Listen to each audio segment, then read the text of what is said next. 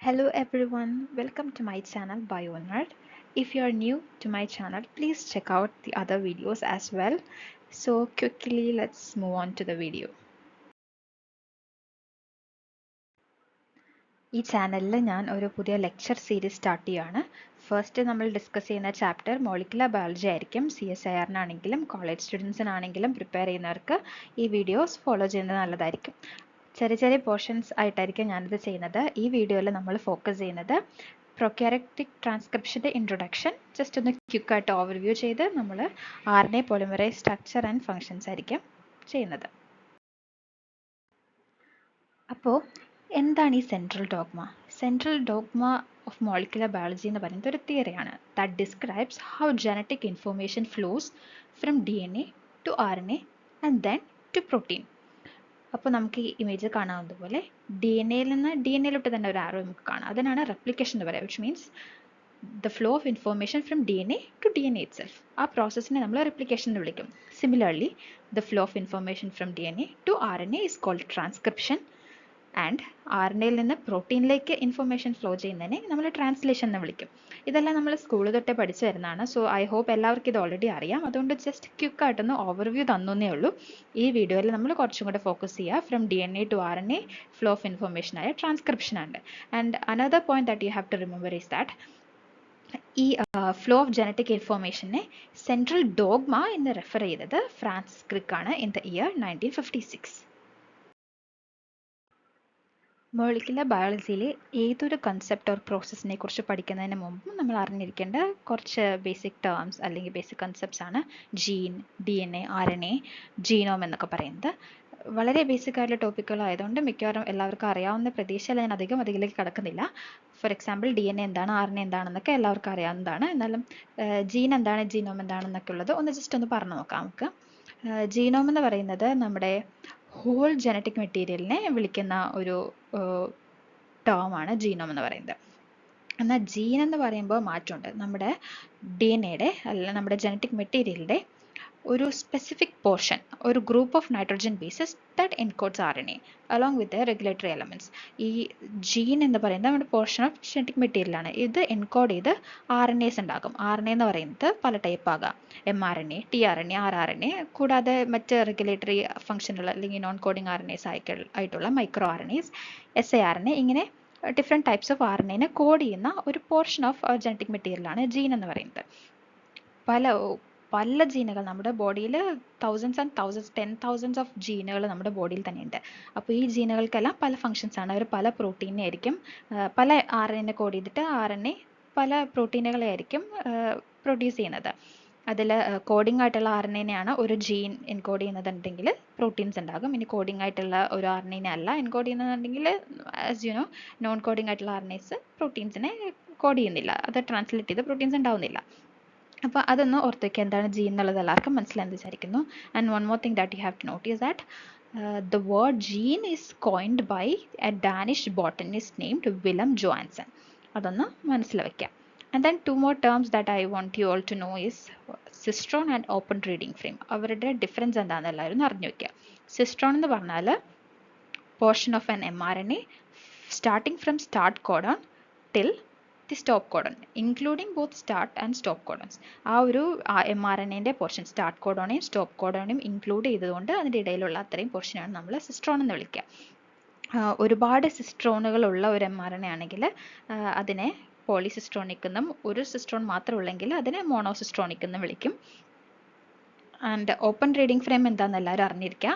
Open reading frame എന്ന് പറയുന്നത് start codon തൊട്ട് ലാസ്റ്റ് സെൻസ് കോഡോൺ വരെയുള്ള പോർഷനാണ് ഇൻ ആൻ mRNA. അപ്പോൾ അതിൽ സ്റ്റോപ്പ് കോഡോണെ ഇൻക്ലൂഡ് ചെയ്യുന്നില്ല. അതാണ് സിസ്ട്രോണും ഓപ്പൺ റീഡിംഗ് ഫ്രെയിമും തമ്മിലുള്ള വ്യത്യാസം. എന്താണ് മോണോസിസ്ട്രോണിക് mRNA, പോളിസിസ്ട്രോണിക് mRNA എന്നുള്ളത് ഞാൻ ജസ്റ്റ് ഒന്ന് കഴിഞ്ഞ സ്ലൈഡിൽ പറഞ്ഞു. എന്നാലും ഒന്നുകൂടെ പറയാം, ഇത് ഈ ഇമേജ് എല്ലാവരും ഒന്ന് ശ്രദ്ധിക്കുക. നമ്മുടെ ഇതിൽ കാണുന്ന പോലെ മോണോസിസ്ട്രോണിക് mRNA എന്ന് പറയുമ്പോൾ ഞാൻ പറഞ്ഞു ഒരൊറ്റ സിസ്ട്രോണേ ഉണ്ടാവുള്ളൂ. സിസ്ട്രോൺ എന്ന് പറഞ്ഞാൽ portion of an mRNA from start codon till stop codon. അപ്പോൾ മോണോസിസ്ട്രോണിക് mRNA ഉണ്ടായി വരുന്നത് ഒരു സിംഗിൾ ജീനിൽ നിന്നായിരിക്കും. നമ്മുടെ യൂക്കാരിയോട്ടിക് mRNA എന്ന് പറയുന്നത് മോണോസിസ്ട്രോണിക് ആണ് എന്ന് എല്ലാവരും ഓർക്കുക. ഓൾസോ ഇനി പോളിസിസ്ട്രോണിക് mRNA എന്ന് പറയുമ്പോൾ മൾട്ടിപ്പിൾ സിസ്ട്രോൺസ് ഉണ്ടാവും. അതായത് ഒരൊറ്റ mRNA തന്നെ പല പല സിസ്ട്രോൺ പോർഷൻസ് ഉണ്ടാവും. ഒരു സ്റ്റാർട്ട് കോഡോൺ ഒരു സ്റ്റോപ്പ് കോഡോൺ ഒരു പോർഷൻ, ഉടനെ അത് കഴിഞ്ഞ് ഉടനെ തന്നെ വേറൊരു സ്റ്റാർട്ട് കോഡോൺ വേറൊരു സ്റ്റോപ്പ് കോഡോൺ ഉണ്ടാകും. അങ്ങനെ മൾട്ടിപ്പിൾ സിസ്ട്രോൺസ് ഉണ്ടെങ്കിൽ അതിനെ നമ്മൾ പോളിസിസ്ട്രോണിക് mRNA എന്ന് പറയും. അപ്പോൾ ഈ പോളിസിസ്ട്രോണിക് mRNA ഉണ്ടായി വന്നത് മൾട്ടിപ്പിൾ ജീൻസ് നിന്നായിരിക്കും. അതായത് നമ്മൾ ട്രാൻസ്ക്രിപ്ഷന് മുമ്പുള്ള സ്റ്റെപ്പിലേക്ക് ആലോചിക്കുമ്പോൾ ഒരു പ്രൊമോട്ടറിൻ്റെ ഡൗൺ സ്ട്രീം ആയിട്ട് മൾട്ടിപ്പിൾ ജീനുകൾ വരുമ്പോൾ അത് ആ സിംഗിൾ പ്രൊമോട്ടറിൽ നിന്നാണ് അവർക്ക് ട്രാൻസ്ക്രിപ്ഷൻ സംഭവിക്കുന്നുണ്ടെങ്കിലാണ് ഇങ്ങനെ പോളിസിസ്ട്രോണിക് mRNA ഉണ്ടാവുക. അപ്പോൾ അതൊന്ന് ഓർത്ത് വയ്ക്കുക. So what is transcription? നമ്മൾ ഓൾറെഡി പറഞ്ഞു, transcription is the flow of information from DNA to RNA. Transcription എന്ന് പറയുന്നത് ആ പ്രോസസ്സിനെ കുറിച്ച് ഡീറ്റെയിൽഡ് ആയിട്ട് നമ്മളിനി വരും സെഷൻസിൽ പഠിക്കും. ഇത് ജസ്റ്റ് ഫസ്റ്റ് ഇൻട്രൊഡക്ഷൻ വീഡിയോ ആണ്. ആൻഡ് ഓൾസോ പ്രോക്യാരിയോട്സിലും യൂക്യാരിയോട്സിലും ട്രാൻസ്ക്രിപ്ഷൻ എന്ന മെക്കാനിസം ഡിഫറെൻ്റ് ആയിരിക്കും. അതായത് ബേസിക് കൺസെപ്റ്റ് അല്ലെങ്കിൽ എന്ന് പറയുന്നത് സെയിം തന്നെ, അത് നമുക്കറിയാം DNA യിൽ നിന്ന് അറിഞ്ഞുണ്ടാവുന്നു എന്നുള്ളത്. പക്ഷേ അതിൽ ഇൻക്ലൂഡഡ് ആയിട്ടുള്ള മറ്റ് പല ഫാക്ടേഴ്സും ആ ഒരു പ്രോസസ്സിനൊക്കെ ഒരുപാട് വ്യത്യാസമുണ്ട്. പ്രോക്യാരിയോട്സ് ആൻഡ് യൂക്യാരിയോട്സിനെ നമ്മൾ കമ്പയർ ചെയ്യുമ്പോൾ അതൊക്കെ നമ്മളിനി വരും വീഡിയോസിൽ ഡീറ്റെയിൽ ആയിട്ട് പഠിക്കും. അപ്പോൾ ഇന്നത്തെ വീഡിയോൻ്റെ മെയിൻ പോർഷനിലേക്ക് നമ്മൾ കടക്കുകയാണ്. വാട്ട് ഈസ് RNA പോളിമറൈസ് എന്നുള്ളത്. അപ്പോൾ നമ്മൾ പ്രൊക്യാരിയോട്ടിക് ട്രാൻസ്ക്രിപ്ഷനെ പറ്റി പറയുന്നതുകൊണ്ട് നമ്മൾ ബാക്ടീരിയൽ RNA പോളിമറൈസ് അല്ലെങ്കിൽ പ്രൊക്യാരിയോട്ടിക് RNA പോളിമറൈസിനെ പറ്റിയാണ് നമ്മളിപ്പോൾ ഡിസ്കസ് ചെയ്യുന്നത്. ഓക്കെ, എന്നാൽ യൂക്യാരിയോട്സിൽ അത് ഡിഫറെൻ്റ് ആയിരിക്കും. എങ്ങനെയാണ് എന്നുള്ളതൊക്കെ അതിൻ്റെ സ്ട്രക്ചർ ആണെങ്കിലും ഫംഗ്ഷൻ ആണെങ്കിലൊക്കെ മാറ്റങ്ങളുണ്ടാവും. അപ്പോൾ ബാക്ടീരിയൽ RNA പോളിമറൈസ് എന്ന് പറയുന്നത് ഈ ട്രാൻസ്ക്രിപ്ഷൻ നടക്കുന്നതിന് ഏറ്റവും ഇമ്പോർട്ടൻ്റ് ആയിട്ടുള്ള ഒരു എൻസൈമാണ്. So bacterial RNA polymerase coenzyme alone is capable of synthesising RNA എന്നാണ് പറയുക. ആ ഒരൊറ്റ പോളിമറൈസ് ആ എൻസൈം കൊണ്ട് ഈ ട്രാൻസ്ക്രിപ്ഷൻ നടക്കാൻ സാധിക്കും. ആൻഡ് അതിൻ്റെ സ്ട്രക്ചറിനെ പറ്റി പറയുമ്പോൾ അതിൻ്റെ യൂണിറ്റ്സ് എന്ന് പറയുന്നത് 2 ആൽഫ സബ് യൂണിറ്റ്സും 1 beta 1 beta dash and an omega sub unit. ഇത്രയും ഈ 5 സബ് യൂണിറ്റ്സ് ആണ് നമ്മുടെ ബാക്ടീരിയൽ RNA പോളിമറൈസിനുള്ളത്. ആൻഡ് അതിൻ്റെ ഷേപ്പ് ഈ എല്ലാ യൂണിറ്റ്സും കൂടെ കൂടി ചേർന്ന് ഇരിക്കുമ്പോൾ അതിൻ്റെ ഷേപ്പ് എന്ന് പറയുന്നത് ഒരു ക്രാബ് ക്ലോ പോലെ ഇരിക്കും എന്നാണ് പറയുന്നത്. നമുക്ക് കുറച്ചും കൂടെ മനസ്സിലാക്കാൻ എളുപ്പത്തിന് ഞാനൊരു സോപ്പ് വെട്ടീൻ്റെ ഒരു ഇത് വെച്ചിട്ട് പറയാം. ഓക്കെ, ഒരു സോപ്പ് വെട്ടി പോലെയാണ് ഇരിക്കാന്ന് എല്ലാവരും ആലോചിക്കുക. ഒരു ക്രാബ് ക്ലോ പോലെ എന്ന് പറയുന്ന ഒരു സോപ്പ് വെട്ടിയായിട്ട് നിങ്ങൾ ജസ്റ്റ് മനസ്സിലൊന്ന് ഇമാജിൻ ചെയ്യുക. അങ്ങനെയാണ് നമ്മുടെ RNA പോളിമറൈസിൻ്റെ ആ ഒരു സ്ട്രക്ചർ ഇരിക്കുന്നത്. ആൻഡ് അതിലെ ആക്റ്റീവ് സൈറ്റ്, നമ്മുടെ RNA പോളിമറൈസിൻ്റെ active site is made up of beta and beta dash sub units. അപ്പോൾ അത് നമ്മൾ ആ സോപ്പ് വെട്ടീൻ്റെ ആ ബേസ് ഉണ്ടല്ലോ, അങ്ങനെയാണ് നമ്മൾ ആലോചിക്കുക. അതിനകത്തൊരു നടുക്കൊരു കുഴി പോലെ, നമ്മൾ സോപ്പ് വെക്കാൻ ഒരു കുഴിയില്ലേ, അതിനെ നമ്മൾ ആക്റ്റീവ് സെൻറ്റർ ക്ലെഫ്റ്റ് ആയിട്ട് ആലോചിക്കുന്നു. ഈ ആക്റ്റീവ് സെൻറ്റർ ക്ലെഫ്റ്റ് ബേസിലുള്ള ഒരു പോർഷനാണ്, അവിടെയാണ് നമ്മുടെ beta and beta dash sub units ഇരിക്കുക. അപ്പോൾ ആ ഒരു പോർഷനാണ് ബീറ്റ ഡാഷ് സബ് യൂണിറ്റ്സ് ചേർന്നിട്ടാണ് ആക്റ്റീവ് സൈറ്റ് ഉണ്ടായിരിക്കുന്നത്. അത് ഇരിക്കുന്ന ആ ഒരു ബേസ് പോർഷനെ ആക്റ്റീവ് സെൻറ്റർ ക്ലെഫ്റ്റ് എന്ന് നമ്മൾ വിളിക്കും. ഓക്കെ, ഇത്ര എല്ലാവർക്കും ക്ലിയർ ആയെന്ന് വിചാരിക്കുന്നു. ആൻഡ് ദെൻ നമുക്ക് പറയാനുള്ള ഒരു പോയിന്റ് എന്ന് പറയുന്നത് active site works according to 2 metal ion catalytic mechanism. അപ്പോൾ ഈ ആക്റ്റീവ് സൈറ്റ് എങ്ങനെയാണ് വർക്ക് ചെയ്യുന്നത് എന്നുള്ള ഒരു മെക്കാനിസത്തിനെ വിളിക്കുന്ന ഒരു പേരാണ് 2 മെറ്റൽ അയോൺ കാറ്റലിറ്റിക് മെക്കാനിസം. അത് ഓർത്ത് വയ്ക്കുക. അപ്പോൾ നമുക്കറിയാം ഈ ട്രാൻസ്ക്രിപ്ഷൻ എങ്ങനെയാണ് നടക്കുന്നതെന്ന്. അതായത് ഇപ്പോൾ നമ്മുടെ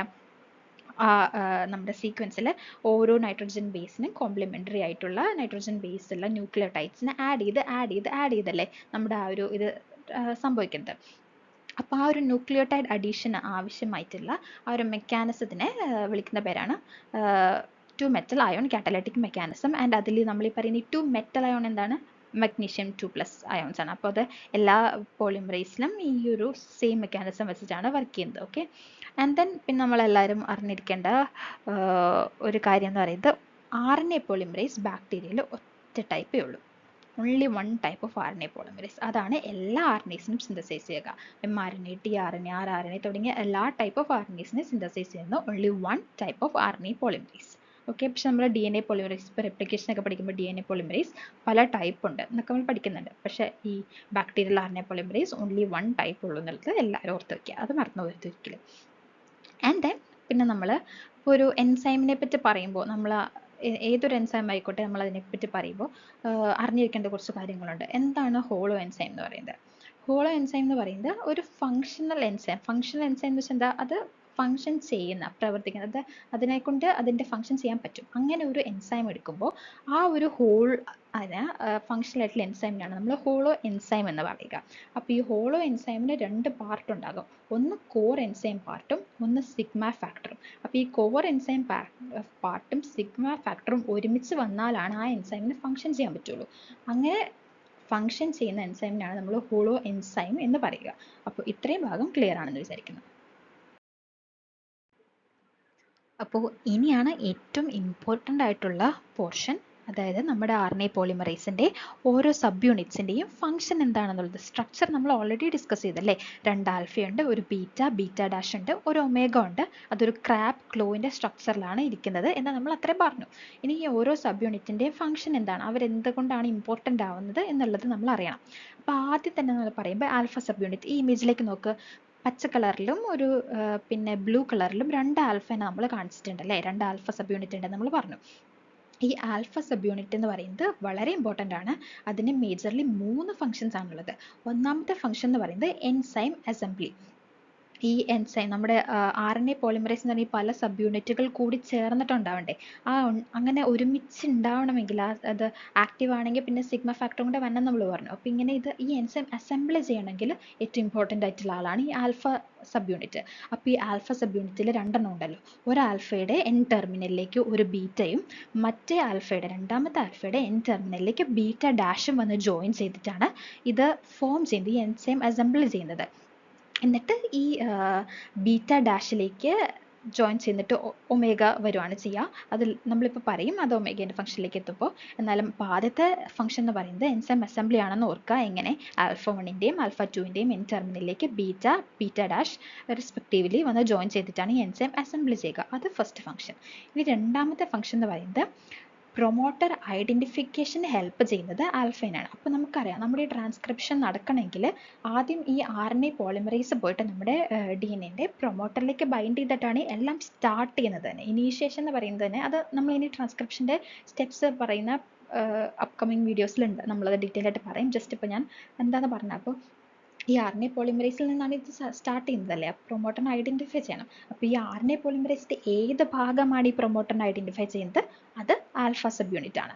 അപ്പോൾ അത് ഓർത്ത് വയ്ക്കുക. ഇത് രണ്ടാമത്തെ ഫംഗ്ഷനായി. ഇനി മൂന്നാമത്തെ ഫംഗ്ഷൻ എന്ന് പറയുന്നത് ഈ RNA പോളിമറൈസിലെ ആൽഫ സബ് യൂണിറ്റ് ആണ് activator protein or enhancer element binding പ്രോട്ടീനെയൊക്കെ റിക്രൂട്ട് ചെയ്യുന്നത്. നമുക്കറിയാം RNA പോളിമറൈസ് ഈ പ്രൊമോട്ടറിലേക്ക് വന്ന് അത് ഐഡൻറ്റിഫൈ ചെയ്യാൻ ആൽഫ ഹെൽപ്പ് ആദ്യം എൻസൈം ഫോം ചെയ്തു, അസംബിൾ ചെയ്തു ആൽഫയുടെ ഹെൽപ്പോടുകൂടി. എന്നിട്ട് ഈ ആൽഫ പോയിട്ട് പ്രൊമോട്ടറിനെ ഐഡൻറ്റിഫൈ ചെയ്യുന്നു.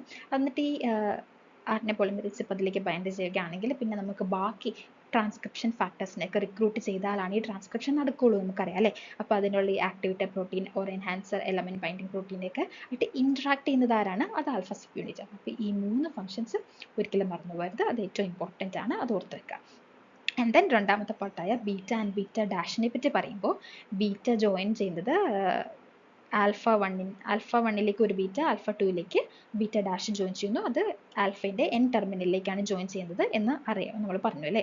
അത് അത്ര ഓർത്ത് വയ്ക്കുക. ആൻഡ് ദെൻ ബീറ്റ ഡാഷിന് ഇമ്പോർട്ടൻ്റ് ആയിട്ടുള്ള ഒരു സീക്വൻസ് ഉണ്ട്, ഒരു കൺസെപ്റ്റ് സീക്വൻസ് ഉണ്ട് ബീറ്റ ഡാഷ് എന്ന് പറയുന്ന സബ് യൂണിറ്റിൽ. ആ സീക്വൻസ് ആണ് NAD FD GD. ഇത് ഓർത്ത് വെക്കുക. ഇതിൽ D എന്ന് പറയുന്ന ഭാഗത്തിന് നമ്മളൊരു കാറ്റലിറ്റിക് ട്രയാഡ് എന്നാണ് വിളിക്കുക. ആൻഡ് ഓൾസോ ഈ സീക്വൻസ് ഓർത്ത് വയ്ക്കാൻ ബുദ്ധിമുട്ടുണ്ടെങ്കിൽ ഇങ്ങനെ ഒരു ചെറിയൊരു ഷോർട്ട് ഇതായിട്ട് ഓർത്ത് വയ്ക്കുക. NAD FD GD. NAD food good എന്ന് അറിയിച്ചാൽ മതി. അപ്പോൾ NAD food, FD good, GD അങ്ങനെ ഓർത്ത് വെച്ചാൽ നമ്മളത് ഒരിക്കലും മറന്നുപോകില്ല അല്ലേ. അപ്പോൾ ബീറ്റയുടെയും ബീറ്റ ഡാഷിൻ്റെയും ഫംഗ്ഷനെ പറ്റി നമ്മൾ പറഞ്ഞു. ഇനി ഒമേഗയാണ്. അപ്പോൾ ആൽഫ 1 ആൽഫ 2ലേക്ക് ബീറ്റ 1 ബീറ്റ ഡാഷ് വന്ന് ജോയിൻ ചെയ്ത് കഴിഞ്ഞാൽ പിന്നെ ഒമേഗ വന്ന് ജോയിൻ ചെയ്യും. അത് ഏതിലേക്കാണ്, ബീറ്റ ഡാഷ് സബ് യൂണിറ്റിലേക്കാണ് നമ്മുടെ ഒമേഗ അസോസിയേറ്റ് ചെയ്യുന്നത്. ആൻഡ് ഈ ഒമേഗ എന്തിനാണ് ഹെൽപ്പ് ചെയ്യുക, it helps in the folding of beta dash. അപ്പോൾ ഇതിൻ്റെ ഫങ്ഷൻസ് എല്ലാം അതിലെ നമുക്ക് മനസ്സിലായാലും ആൽഫ എന്താണ്, ആൽഫേൻ്റെ ഫങ്ഷൻസ് എന്തൊക്കെയാണെന്ന് പറഞ്ഞു. 3 ഫങ്ഷൻസ് പറഞ്ഞു. ബീറ്റ ഡാഷിൻ്റെ ഫങ്ഷൻസ് പറഞ്ഞു. ആൻഡ് ഒമേഗ അതിൻ്റെ ഫങ്ഷൻസ് പറഞ്ഞു. ഇനി സിഗ്മയെ പറ്റിയുള്ള ഡീറ്റെയിൽസ് നമ്മൾ അടുത്ത സ്ലൈഡിൽ പറയും. RNA polymerase എന്ന് പറയുന്ന എൻസൈമിനെ പറ്റി പറയുമ്പോൾ വളരെ ഇമ്പോർട്ടൻ്റ് ആയിട്ടുള്ള മറ്റൊരു ഫാക്ടറാണ് സിഗ്മ ഫാക്ടർ എന്ന് പറയുന്നത്. അപ്പോൾ നമ്മൾ പറഞ്ഞല്ലേ കോർ എൻസൈം നമ്മളിപ്പോൾ ഇതിനു മുമ്പ് ഡിസ്കസ് ചെയ്ത് alpha 1 alpha 2 beta dash omega എന്ന് പറയുന്ന ഭാഗമാണ് കോർ എൻസൈം. ആൻഡ് ദെൻ അതിലേക്ക് സിഗ്മ ഫാക്ടർ വന്ന് ബൈൻഡ് ചെയ്ത് അസോസിയേറ്റ് ചെയ്താൽ മാത്രമാണ് അതൊരു ഹോളോ എൻസൈം, അത് ഫങ്ഷണൽ ആയിട്ടുള്ള ഹോളോ എൻസൈം ആയിട്ട് മാറുക. അപ്പോൾ അതിന് സിഗ്മ ഫാക്ടർ ഭയങ്കര ഇമ്പോർട്ടൻ്റ് ആണ്. ആൻഡ് സിഗ്മ ഫാക്ടറിൻ്റെ ഫങ്ഷൻ എന്താണ്? It helps in identifying promoter elements. Okay, അപ്പം നമ്മൾ ഇതേ ഫംഗ്ഷൻ തന്നെയല്ലേ ആൽഫയ്ക്കും പറഞ്ഞത്. ആൽഫയ്ക്കും പ്രൊമോട്ടർ എലമെന്റ്സിനെ റെക്കഗ്നൈസ് ചെയ്യാനുള്ള ഫംഗ്ഷൻ ആണെങ്കിൽ സിഗ്മയ്ക്കും ഇതേ ഫംഗ്ഷൻ ആണെങ്കിൽ പിന്നെ സിഗ്മ ഫാക്ടറിന്റെ ആവശ്യം എന്താ? ആൽഫ പോരെ എന്ന് നമ്മൾ ചിന്തിക്കും അല്ലേ. അപ്പം എന്താ അവർ തമ്മിലുള്ള ഡിഫറൻസ്? അത് ഓർത്തേക്കുക. എന്തെന്ന് വെച്ചാൽ ആൽഫ ഐഡൻറ്റിഫൈസ് ഓൺലി UPE. അപ്പോൾ നമ്മൾ ആൽഫയുടെ ഫംഗ്ഷൻ പറഞ്ഞപ്പോൾ UPE അപ്സ്ട്രീം പ്രൊമോട്ടർ എലമെന്റ്സിനെ മാത്രമാണ് നമ്മുടെ ആൽഫ ഐഡന്റിഫൈ ചെയ്യുള്ളൂ. എന്നാൽ അത് കൂടാതെ മറ്റു പല പ്രൊമോട്ടർ എലമെന്റ്സ് ഇല്ലേ, അപ്പോൾ അതിനൊക്കെ ഐഡന്റിഫൈ ചെയ്യണമെങ്കിൽ സിഗ്മ വേണം. Sigma identify multiple promoter elements. Okay, അപ്പോൾ അതുകൊണ്ടാണ് ആൽഫയും സിഗ്മയും നമ്മുടെ RNA പോളിമറൈസ് എൻസൈമിൽ ഉണ്ടാവുക എന്നുള്ളത് ഓർത്തേക്കുക. ആൻഡ് ദെൻ ഈ സിഗ്മ ഫാക്ടറിൻ്റെ സ്ട്രക്ചർ എങ്ങനെയാണ്? അതിൽ it is A single polypeptide having 4 domains 1 2 3 4 അങ്ങനെ 4 ഡൊമൈൻസ് ആണ് നമ്മുടെ സിഗ്മ ഫാക്ടറിന് ഉള്ളത്. അപ്പോൾ ഡൊമൈൻസ് എന്ന് വെച്ചാൽ എന്താണ്? ഡൊമൈൻ എന്ന് പറഞ്ഞാൽ എന്താണ്? ഡൊമൈൻ മീൻസ് ഇൻഡിപെൻഡൻറ്റ് ഫങ്ഷണൽ യൂണിറ്റ്സിനെയാണ് നമ്മൾ ഡൊമൈൻ എന്ന് പറയുക. അപ്പോൾ ഈ ഓരോ ഡൊമൈനും ഇൻഡിപെൻഡൻ്റ് ആയിട്ടുള്ള ഫങ്ഷണൽ യൂണിറ്റ്സ് ആണ്. അപ്പോൾ ഈ 4 ഡൊമൈനുകളും കൂടിയിട്ടുള്ള ഒരു സിംഗിൾ പോളിപെപ്റ്റൈഡ് ചെയിനാണ് സിഗ്മ ഫാക്ടർ. ഓക്കെ, ഈ ഡൊമൈനുകളിൽ എന്തൊക്കെയുള്ള ഡൊമൈനുകൾ തന്നെ അതിന് വേറെ സബ് യൂണിറ്റ്സ് ഉണ്ട്, സബ് ഡൊമൈൻസ് ഉണ്ട് ഈ ഓരോ ഡൊമൈനിലും. അത് നമുക്ക് ഈ ഇമേജ് കാണാം. N terminal to C terminal 4 domains 1 2 3 4 ഇങ്ങനെ അറേഞ്ച് ചെയ്തിട്ടുണ്ട്. അതിൽ ഡൊമൈൻ 1ൽ 1.1 1.2 എന്ന് പറയുന്നതാണ് സബ് ഡൊമൈൻസ്. ഡൊമൈൻ 2ൽ 2.1 2.2 2.3 2.4, തേർഡ് ഡൊമൈനിൽ 3.0 3.1 3.2 ഉണ്ട്. ആൻഡ് ഫോർത്ത് ഡൊമൈനിൽ 4.1 ആൻഡ് 4.2. ഇത്രയും സബ് ഡൊമൈൻസ് ആണുള്ളത്. അപ്പോൾ ഡൊമൈൻ 1ന് 2 സബ് ഡൊമൈൻസ് ഉണ്ട്, ഡൊമൈൻ 2ന് 3 എണ്ണം ഉണ്ട്, ഡൊമൈൻ 3ക്ക് 3 എണ്ണം ഉണ്ട്, ഡൊമൈൻ 4ന് 2 ഉണ്ട്. അപ്പോൾ 2 3 3 4 അങ്ങനെ ഇത്ര ഡൊമൈൻസ് ആണ്, സബ് ഡൊമൈൻസ് ആണ് ഈ ഓരോ ഡൊമൈൻസിലും ഉള്ളത് എന്ന് ഓർത്ത് വെക്കുക. അപ്പോൾ ഇതാണ് നമ്മുടെ സിഗ്മ ഫാക്ടറിൻ്റെ സ്ട്രക്ചർ നമ്മൾ പറഞ്ഞു. ആൻഡ് സിഗ്മ ഫാക്ടറിൻ്റെ ഫംഗ്ഷൻ എന്താണെന്ന് നമ്മൾ പറഞ്ഞു, എന്തുകൊണ്ടാണ് സിഗ്മ ഫാക്ടർ ആൻഡ് ആൽഫ യൂണിറ്റിൻ്റെ ഫംഗ്ഷൻ ഡിഫറെൻ്റ് ആകുന്നത് എന്നുള്ളത് പറഞ്ഞു. പിന്നെ ഒരു കാര്യം, നമ്മളിപ്പോൾ കോർ എൻസൈമിൻ്റെ കാര്യം പറഞ്ഞപ്പോൾ ഞാൻ വിട്ടുപോയൊരു കാര്യമാണ്, എല്ലാ സബ് യൂണിറ്റ്സും ഡിഫറെൻറ്റ് ജീൻസിൽ നിന്നാണ് വന്നിട്ടുള്ളത്. അത് ഓർത്തുക. All sub units of core enzymes are synthesised from different genes. അത്തരം കാര്യം ഒന്ന് ഓർത്ത് വയ്ക്കാം.